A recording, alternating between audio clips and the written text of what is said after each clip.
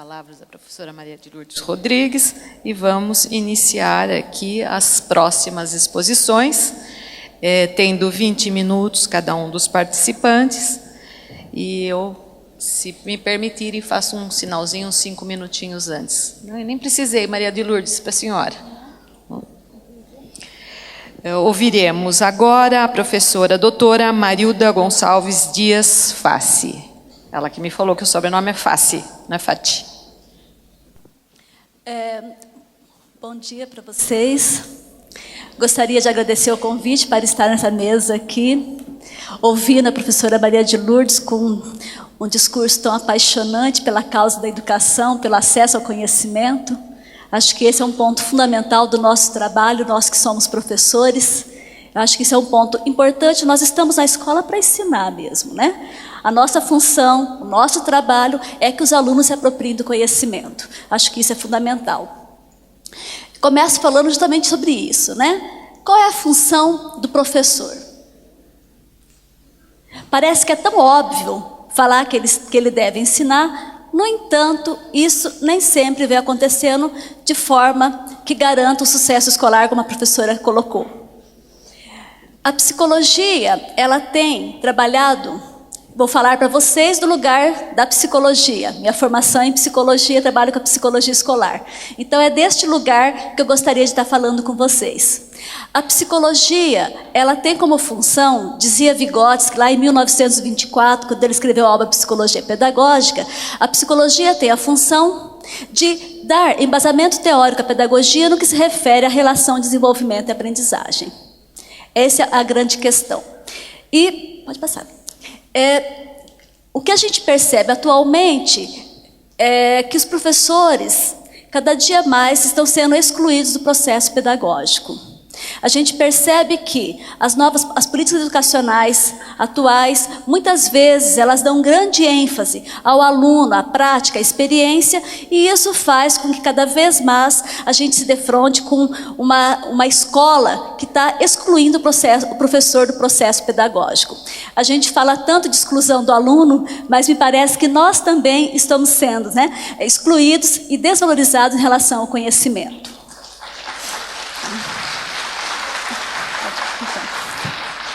Voltar antes. O Luiz Carlos de Freitas, ele coloca o seguinte, né? Próximo. Para trás. Nós vamos estar aprendendo aqui, tá, gente? Para frente agora. Ele coloca assim, que particularmente, do ponto de vista da educação, acho que a década de 90 não foi uma década perdida e não vai ensinar muito. Entre seus ensinamentos, certamente estará o de que não é possível querer fazer justiça com as próprias mãos e tornar o sistema educacional um sistema justo, em meio a uma sociedade que aprofunda a injustiça do lado de fora da escola, mantém antigas e cria novas formas de exclusão dentro e fora da escola, e cuja determinação, fundamentalmente, não foi alterada nos últimos 400 anos, ou seja, a exploração do homem pelo homem. Então, nós não compactuamos com perspectivas teóricas, com encaminhamentos teóricos ou mesmo políticos que individualizam a questão do conhecimento, que particularizam o sucesso escolar. Como a professora disse, né, nós todos somos poucos, para que haja uma transformação da escola, para que haja uma transformação daquele espaço pelo processo de escolarização. Pode passar. Nós temos, assim, nos últimos anos, tá, algumas ideias que estão sendo difundidas em relação ao trabalho do professor, que muitas vezes estão culpabilizando esse professor pela situação em que a escola se encontra. Marx dizia assim, são os homens que produzem suas representações, suas ideias, etc. Mas os homens reais, atuantes, tais como são condicionados por um determinado desenvolvimento de suas forças produtivas e das relações que elas correspondem, inclusive as mais amplas formas que essas podem tomar. Qualquer fenômeno, qualquer ideia, a gente tem que entender que são produzidos historicamente. São as condições materiais, as condições de produção que determinam a forma que se analisa um fato, um fenômeno, né?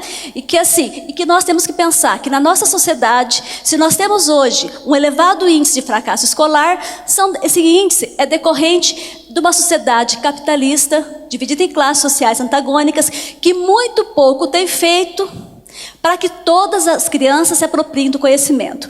A professora Maria de Lourdes Todo o trabalho dela que ela apresentou aqui, ela reforçou várias vezes. A escola deve ensinar. O aluno deve se apropriar do conhecimento. Acho que essa é realmente a nossa bandeira de luta, né?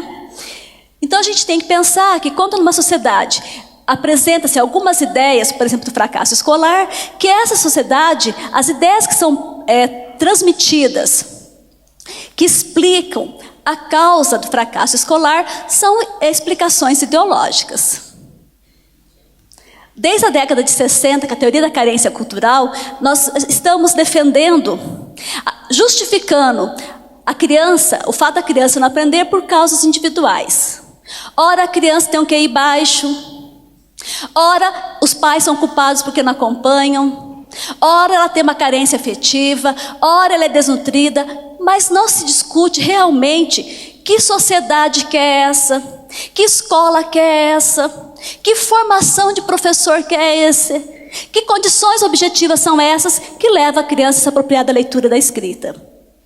Hoje, com a medicalização na escola, a temática que a gente tem discutido bastante, o que a gente vê? As crianças que não aprendem são diagnosticadas com transtornos de déficit de atenção e hiperatividade, TDAH, como disléxica, mas não se discute como que ela foi ensinada, que condições que ela teve para ser ensinada. A professora colocou aqui que uma das convicções que a gente tem que ter, que o professor deve ter, é que todo mundo pode aprender. Vygotsky, quando ele produziu as obras deles, um autor russo, ele dizia que todos os indivíduos têm potencialidade para se desenvolver. Indivíduos com deficiência ou não, todos podem se desenvolver. Eu acho que se nós não tivermos essa convicção, muito pouco resultado a gente obtém no nosso trabalho. Assim como toda criança tem possibilidade de se desenvolver, todo professor também tem possibilidade de se transformar, de se desenvolver. Acho que essa é uma questão assim fundamental mesmo, né? Vou passar. O que a gente percebe então? Que na realidade, algumas teorias que vêm embasando os documentos oficiais, como a teoria do professor reflexivo, a partir de Donald Schoen, do Zeichen, do Schumann, a pedagogia das competências, a partir do Perrenot, elas têm, na realidade, provocado um esvaziamento no trabalho do professor. Porque, vê bem, se o que interessa para o professor é a prática que ele tem, é a experiência que ele tem, é a vida cotidiana, o que vai nos diferenciar daquele que não se apropriou de algum conhecimento específico?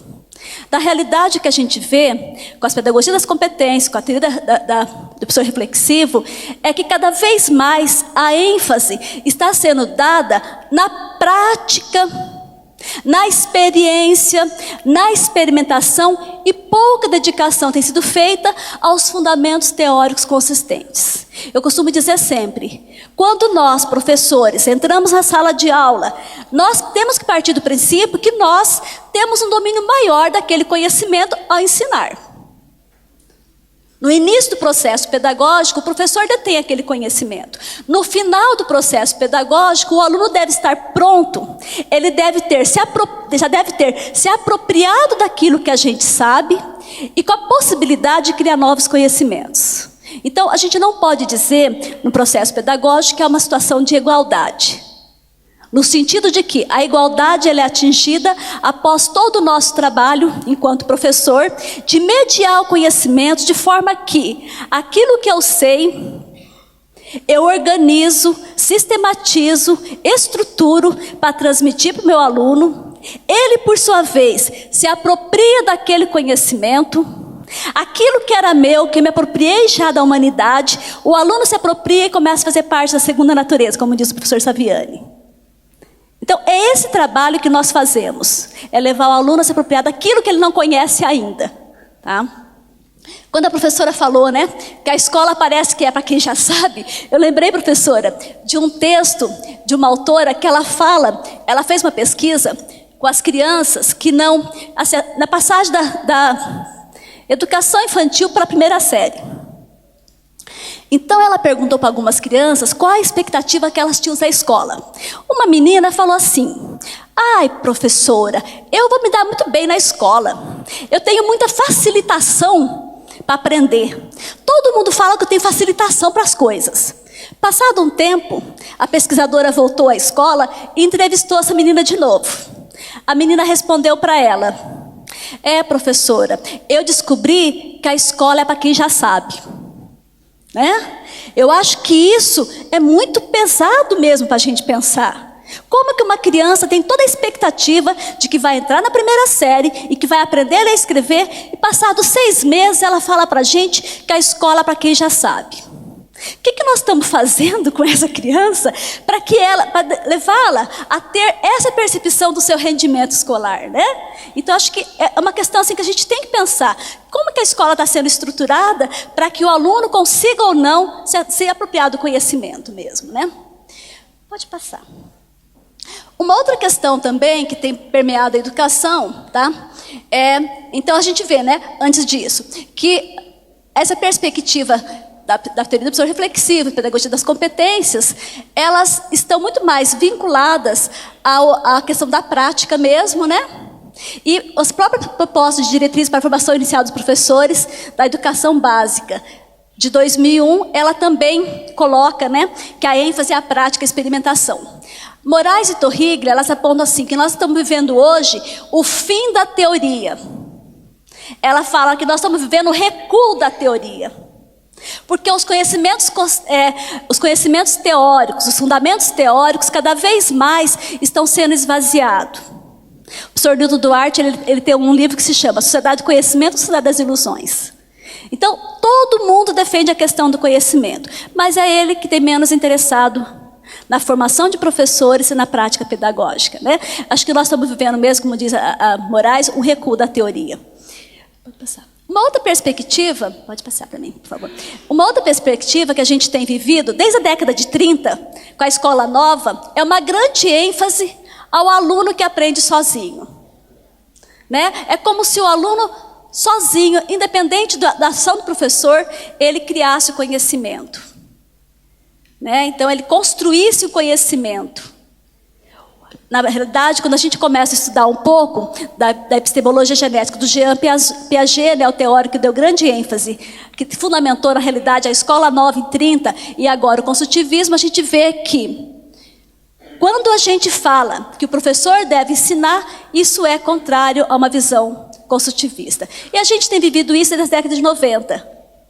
Onde que parece que aquilo que o aluno aprende sozinho tem muito mais valor do que aquilo que o professor ensina, que já se apropriou, aquele conhecimento clássico, como diria o professor Saviani.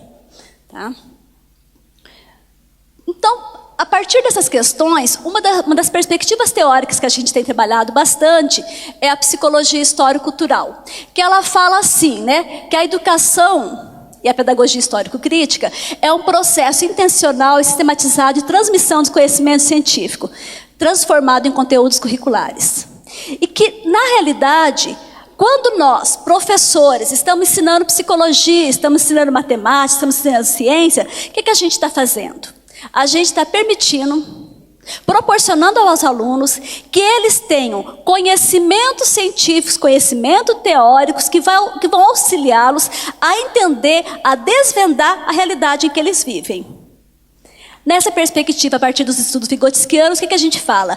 Que a aprendizagem promove desenvolvimento psicológico. Então, não é só meu aluno aprender matemática, não é só aprender química, não é só aprender português. Eu estou ensinando o meu aluno a pensar. Eu estou criando nele capacidade de desenvolver a atenção, a memória lógica, a abstração. Então, a escola, ela vai ter esse compromisso de, além de levar o aluno a se apropriar do conhecimento, ela tem um compromisso de desenvolver o aluno psicologicamente. Criar no aluno perspectiva, possibilidade de se desenvolver para além daquilo que está na aparência. Acho que essa é uma questão central do nosso trabalho, né? Então, a escola, né, ela tem um papel central em todo o sistema de organização da vida da criança, determinando seu desenvolvimento psíquico. E qual é a função do professor? É ensinar a criança aquilo que ela não é capaz de aprender por si só.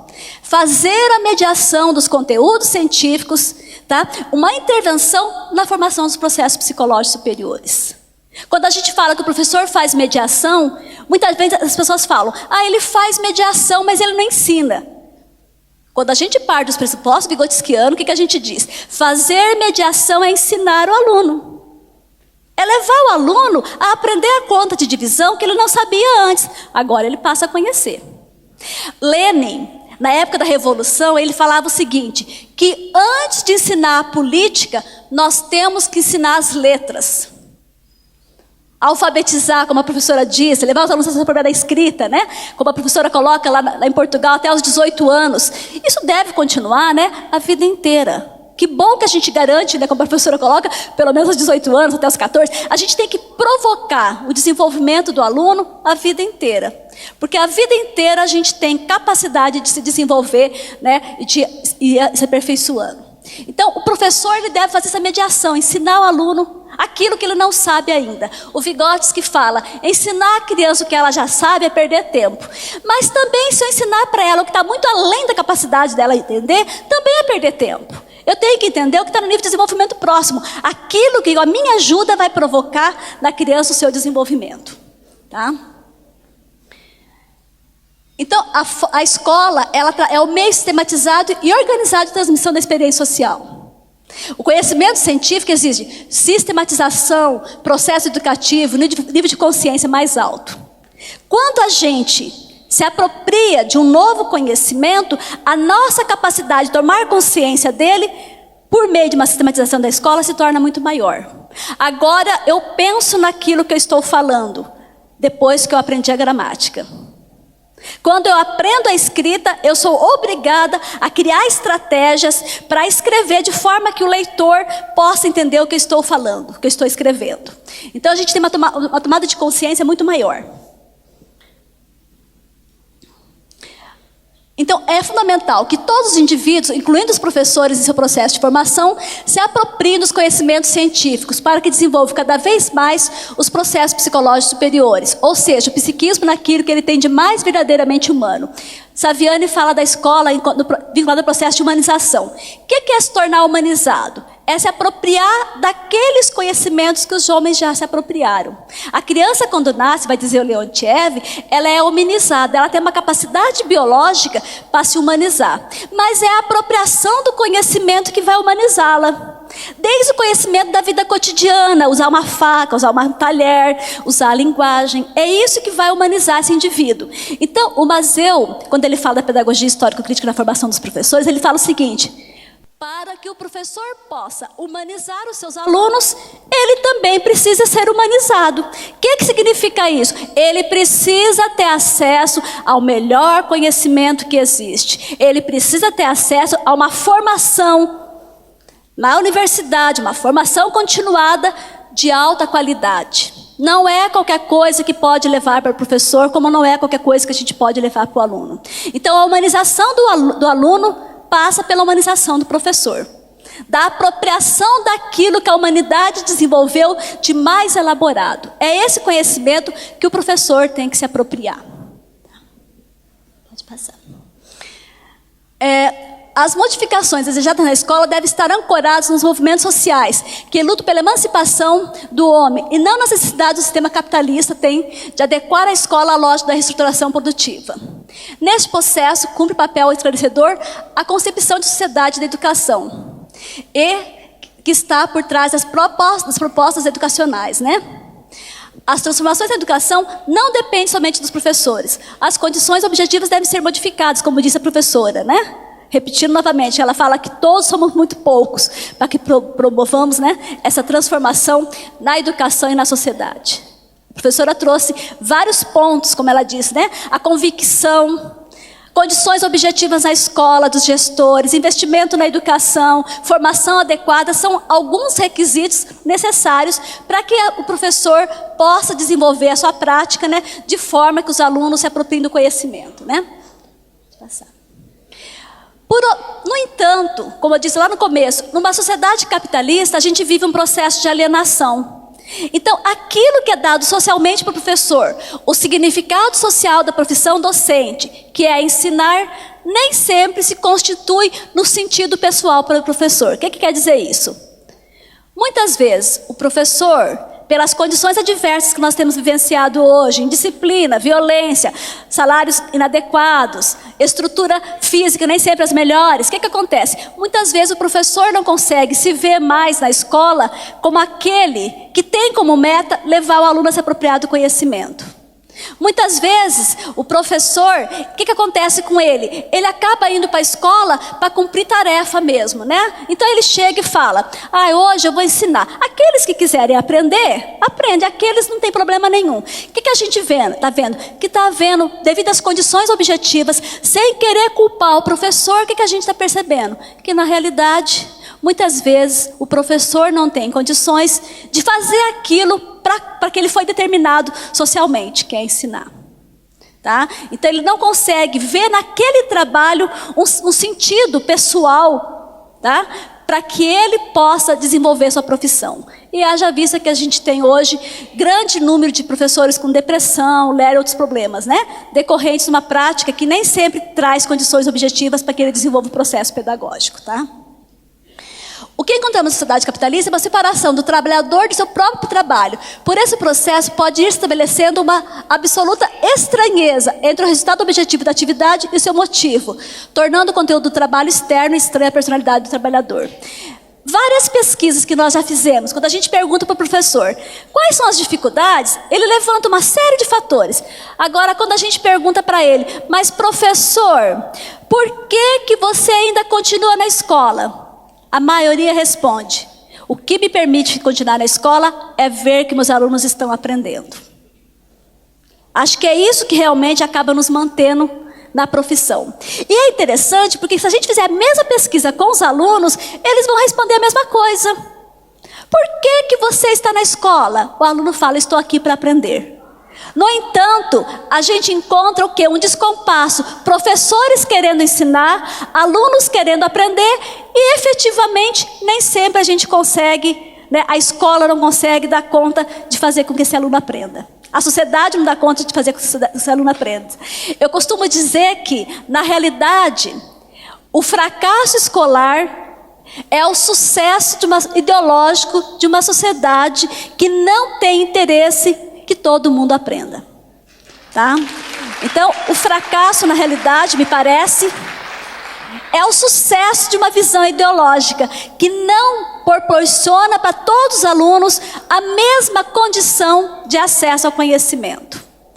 Então nós falamos que ele não tem acesso, mas na hora da gente avaliar esse aluno, a gente particulariza essa dificuldade como se ele fosse decorrente do aluno que não está aprendendo, ou então do professor que não está ensinando, ou da família que não está acompanhando. Nós não conseguimos fazer uma análise mais ampla, observando a totalidade do fenômeno que é a produção realmente do fracasso escolar. Tá? Então, a superação do trabalho alienado não depende apenas de condições subjetivas. Depende também das condições efetivas de trabalho que pode ou não auxiliar o professor na busca de relações mais conscientes com a atividade social que desenvolve. Pode passar. Então, os professores eles devem mostrar a positividade do ato de ensinar, tomar o rumo do seu trabalho e mostrar para os alunos que vieram. Para que a gente está na escola? Como diz a professora, colocou muito bem isso. Para ensinar e mais uma vez ensinar. É para isso que a gente está na escola. É essa diferença que a gente vai fazer na vida do nosso aluno. Se for para a gente ensinar para ele o que ele aprende na vida cotidiana, ele não precisa ficar 4 horas com a gente. Né? Então ele precisa estar com a gente para aprender aquilo que a ciência produziu, não aquilo que ele aprende na rua, ou fora de casa, ou na família. Ele precisa aprender o quê? Os conhecimentos científicos. Esta é a nossa ferramenta. A ferramenta do professor é a apropriação que ele tem do conhecimento específico. Mas como diz a professora, não basta só o conhecimento. A gente tem que ter condições, didática, forma de estruturar esse trabalho para que o aluno possa aprender. Não basta só o professor querer ensinar. Ele tem que ter estratégia para que o aluno aprenda. E tem que ter investimento na educação para que ele possa ensinar também. Tá? Então, só vai um pouquinho, volta um pouquinho.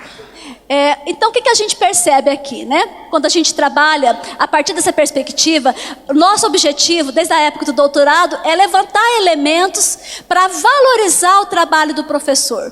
Mostrar para o professor, ou melhor, contribuir como professor, para ele entender o quanto que a sua intervenção faz diferença na vida dos alunos. Diferença porque ele dá elementos a partir do conhecimento curricular, do conhecimento científico, para o aluno compreender a realidade para além da aparência. Acho que essa é a nossa função mesmo, né? Daí termino aqui com duas frases, uma do Leontiev e outra do Saviani, né? O professor Saviani, ele coloca o seguinte, que quanto mais sólida for a teoria que orienta a prática, tanto mais consistente e eficaz a atividade prática. Há uma relação dialética entre teoria e prática. Quanto mais eu me aproprio do conhecimento teórico, mais eu fortaleço a minha atividade prática. A prática, ela faz com que gera na gente necessidade de fundamentá-la. O conhecimento, ele trabalha para a gente compreender a prática. A gente é uma relação dialética. Então, quanto mais consistente for o nosso fundamento teórico, com certeza, mais consistente vai ser a nossa prática. Como a professora colocou, né? O professor, a escola deve ter autonomia para estar dizendo como ela vai alfabetizar, por exemplo, né, professora? Então, acho que a gente tem que ter assim, mas tem que ser consistência naquilo que está fazendo. Segurança naquilo que está ensinando. Conhecimento, eu costumo dizer sempre para os professores, o professor pode não ter consciência de qual a visão de homem que norteia o seu trabalho, mas por trás da forma que ele organiza uma aula, que ele se relaciona com o aluno, que ele trabalha, está uma visão de homem, está um compromisso político, que pode ser garantir que só apenas uma parte da população tenha acesso ao conhecimento ou defender realmente a socialização do conhecimento, o acesso a todos ao melhor conhecimento que existe. Leontiev, para terminar, ele coloca assim, quanto mais progride a humanidade, mais rica é a prática sócio-história acumulada por ela. E mais cresce o papel específico da educação. E mais complexa é a nossa tarefa. A professora falou, a educação de hoje, a escola de hoje não é a mesma do século passado. Mas quanto mais complexa se torna a educação, mais cresce o nosso papel, mais a gente tem o que explicar para o nosso aluno em relação ao desenvolvimento da realidade. Razão porque toda a etapa nova do desenvolvimento da humanidade, bem como nos diferentes povos, apela forçosamente para que uma nova etapa do desenvolvimento da educação. Então, quanto mais a nossa sociedade se torna complexa, quanto mais conhecimento a humanidade vai acumulando, vai produzindo, vai objetivando, mais cresce a nossa tarefa de socializar esses conhecimentos. Obrigada, tá? É isso.